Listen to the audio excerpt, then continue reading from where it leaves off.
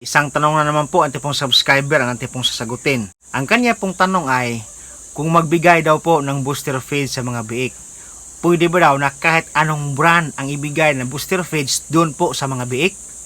Kapag tayo po mag-aalaga ng mga biik po mga kaibigan, kapag sa atin po yung mga biik at saka tayo po napapaanak ng mga biik, kung ano pong booster feeds ang kanila pong nakasanayan kinakain, yan po natin ipapakain hanggang sila po yung maiwalay. Kahit yung brand ng feeds po mga kaibigan ay ganun pa rin.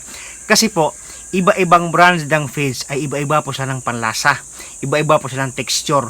Kapag kayo po ay nag-change ng brand ng feeds, magkakaroon po ito ng paninibago doon po sa mga biik.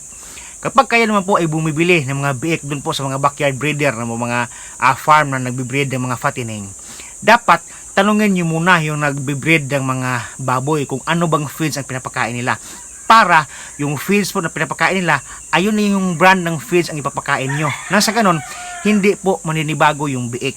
Kasi kapag iniiba yung brand, kahit pareha pa lang mga booster feeds, pre-starter feeds, kapag ibahin mo yan ng brand, magkakaroon po yan ng paninibago doon po sa ating mga alagang biik. Kaya dapat nyo gawin, itanong nyo muna doon po sa may-ari ng biik kung ano bang brand ng feeds, at saka yun po ang inyong gagamitin para hindi po ma-stress ang inyong mga biik po mga kaibigan.